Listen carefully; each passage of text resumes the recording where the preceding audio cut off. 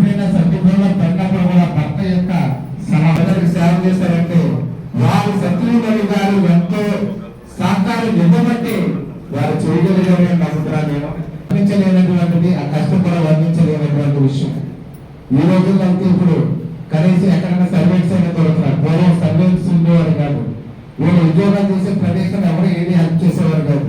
అలాంటి పరిస్థితులు కూడా చాలా కష్టపడి ఉద్యోగం చేస్తుంటారు.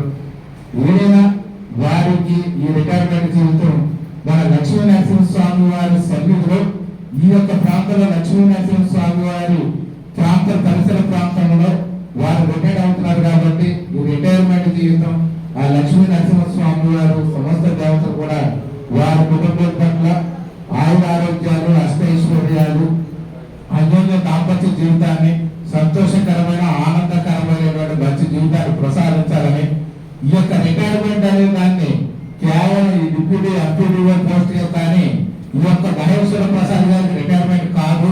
మరొక రంగంలో మరొక విధంగా కూడా సర్వీసులు చేయొచ్చు ప్రజలకి.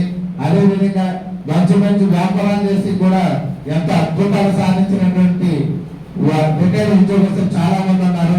నాకు తెలిసిన ఒక ఉద్యోగస్తులు ఒక ఆయన మనం చూస్తే ఒక చిన్న ఉద్యోగం, మంచి ఉద్యోగం రిటైర్ అయ్యారైనా ఒక ఎడిషనల్ ఎస్పీ హోదాలో రిటైర్ అయ్యి ఆ రిటైర్ అయిన తర్వాత రాజమండ్రిలో కాలేజీ పెట్టారు. ఆయన కాలేజీ పెడితే ఆయన 93 ఏళ్ళు వచ్చే వరకు కూడా ఆ యొక్క కాలేజీని బ్రహ్మాండంగా అద్భుతంగా రన్ చేశాడు. ఆల్ అమీర్ డిగ్రీ కాలేజ్ అని చెప్పి ఒక ముస్లింస్ ఆయన బ్రహ్మాండంగా కాలేజీ రన్ చేసి 93 ఏళ్ళకి ఆయన దేవుడి సన్నిధిలో చేరుకోవడం జరిగింది. అంటే రిటైర్మెంట్ తర్వాత అప్పుడు 58 ఏళ్ళకి retirement, MLA education university run చేశారు చూడండి. అలాగే చాలా మంది ఉన్నారు. చాలా మంది రిటైర్ అయిన తర్వాత చాలా రంగాల్లో స్థిరపడినటువంటి వాళ్ళు ఉన్నారు. మీరు సర్వీస్ చేసింది ఆ ప్రభుత్వంలో ఉద్యోగం దొరకపోవడం వల్ల, మీ యొక్క సామాజిక వర్గానికి రిజర్వేషన్ లేకపోవడం వల్ల లేటుగా జాబ్ వచ్చింది.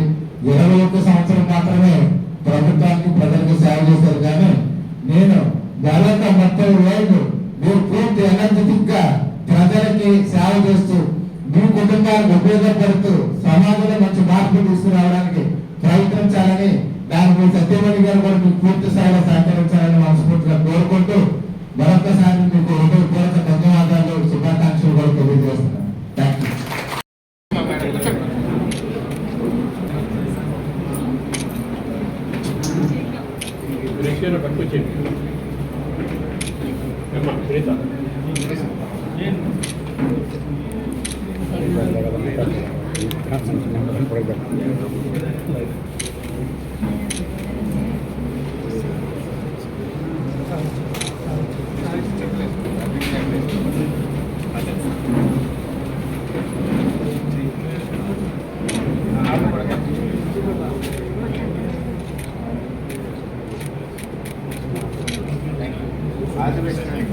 మీరు విలువైన సమాజం కోసం విలువైనటువంటి వార్తలు రాస్తూ మరొక అంటే మీకు నచ్చిన రంగాన్ని మళ్ళీ సెలెక్ట్ చేసుకోండి. మీకు ఫలానా రంగం వెళ్ళమని నేను చెప్పను, కానీ మీకు నచ్చిన రంగాన్ని సెలెక్ట్ చేసుకుని బ్రహ్మాండంగా మళ్ళీ విజయం సాధించాలని మనస్ఫూర్తిగా కోరుతున్నాను.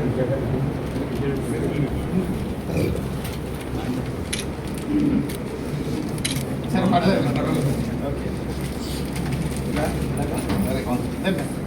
మీరు ఆ పక్కన రండి, ఇక్కడ అధికారులు రండి ముందుకి. మీరు అడిగి మళ్ళీ తిరిగి వెళ్ళి